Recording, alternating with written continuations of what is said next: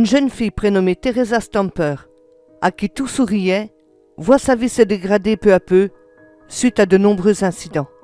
Je vous explique.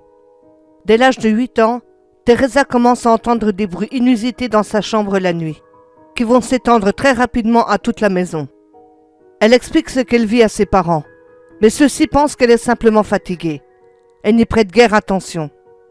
Mais au fur et à mesure que les mois passent, le comportement de la jeune fille change, brutalement et très rapidement. Elle a des crises de nerfs assez violentes, sans compter les multiples absences dont sont témoins sa famille et ses amis. Elle prétend maintenant voir et entendre des choses qui, selon elle, n'existent pas.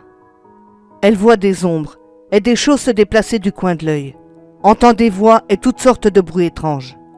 Mais elle est la seule à prétendre voir et entendre tout cela. La famille est très pieuse. Elle possède des bibles, des crucifix, des effigies religieux, ainsi que des chapelets un peu partout dans la maison. C'était vraiment très ostentatoire. Alors quand leur fille parle de ces événements, toute la famille est mal à l'aise et se sent impuissant, sans compter que tout cela entre en corrélation. Mais pourtant, la situation empire pour Teresa, car cette fois, elle dit que des voix lui parlent la nuit. Les parents inquiets emmènent leur fille voir un médecin, lui expliquant la situation, mais celui-ci ne constate rien d'anormal aux examens. Il leur conseille cependant d'aller consulter un psychologue ou encore un psychiatre. Peut-être qu'eux trouveront quelque chose. Ce qui fut le cas, il a détecté chez elle une forme de schizophrénie et un léger trouble psychotique. Mais sinon rien de plus. Pourtant, cela peut-il faire la différence? La pauvre Teresa a consulté tous les praticiens possibles, que ce soit en médecine, psychologie et même la psychiatrie.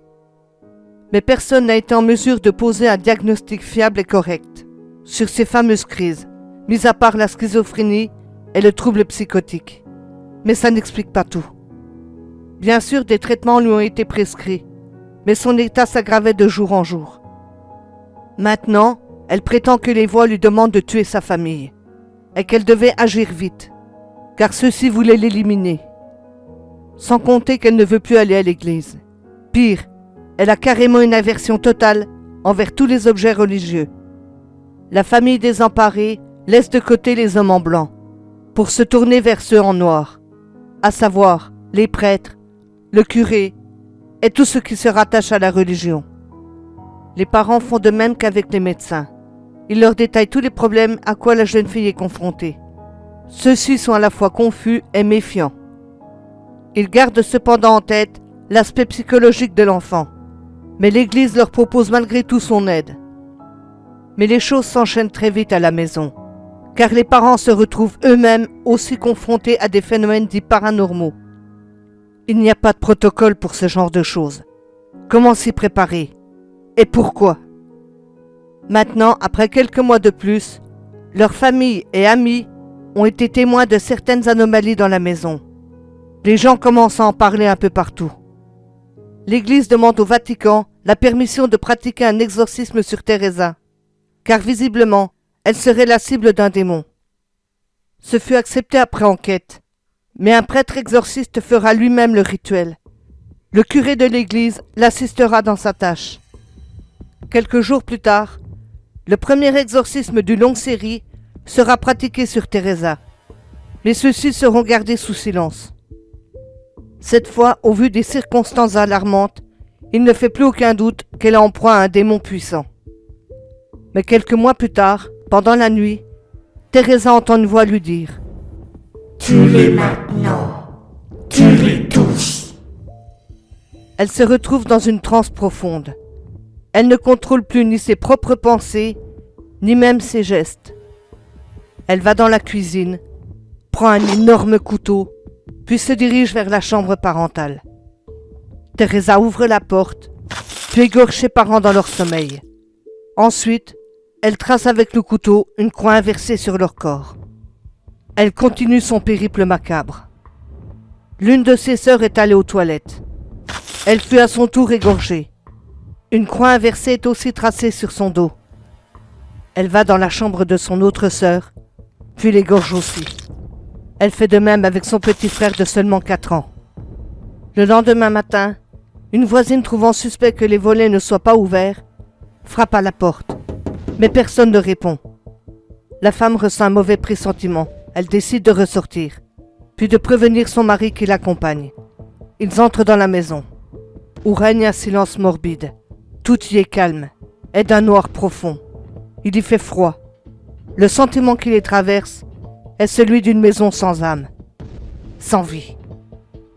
Puis tout à coup, ils trouvent Teresa assise sur le canapé. Elle ne répond pas à leurs questions. Les voisins font un tour rapide de la maison. C'est là qu'ils tombent sur les corps sans vie des parents. Le pressentiment de la femme fut annonciateur d'une tragédie visiblement. La police est appelée immédiatement. Les premières constatations sont que tous les membres de la famille ont été égorgés. Sur tous les corps, une croix inversée y avait été gravée au couteau. Teresa est la seule survivante de ce massacre. Elle a été retrouvée sur le canapé du salon couverte de sang, tenant encore en main le couteau qui a servi à tuer toute sa famille. Elle est tout de suite transportée à l'hôpital, mais elle n'a rien du tout. Après examen, le sang retrouvé sur elle est bien celui des membres de sa famille. Bien évidemment, elle fut arrêtée, mais en racontant les faits, elle prétend qu'une voix lui a dit de faire ça. Son avocat commis d'office plaide lui aussi en faveur d'une possession démoniaque. Évidemment, cette histoire suscite beaucoup d'intérêt. Elle paraît dans tous les médias. Certains des voisins ayant été témoins des phénomènes paranormaux racontent leurs mésaventures. Tout s'enflamme comme une traînée de poudre. Le procès n'a même pas encore commencé, que certains parlent déjà d'en faire un film à sensation. Quand vient le jour de passer au tribunal, l'avocat de Teresa plaide pour la possession et n'en démord pas. Bien sûr, toute la lumière a été faite sur cette affaire, mais la Cour se refuse à reconnaître la possession démoniaque comme argumentation légitime. Toute cette affaire reste très floue, autant dans le fond que dans la forme. Teresa est condamnée à la prison à perpétuité. Pour la justice, la possession diabolique est au mieux qu'un bon sujet de film. L'Église reconnaît que celui ou celle qui se croit possédé ne l'est pas forcément, et a plus souvent besoin d'un psychiatre que d'un prêtre.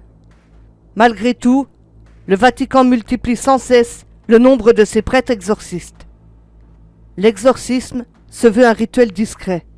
Il se pratique à l'abri des regards et des témoins. Ce secret explique sans doute l'intérêt de la presse à sensation lorsqu'une telle histoire devient publique. L'homme a toujours été fasciné par le fantastique. Parfois, cet attrait révèle un aspect plus inquiétant de la nature humaine. Le diable n'est-il alors qu'un prétexte pour justifier nos pires actions? Ou est-il le miroir du côté obscur de l'âme?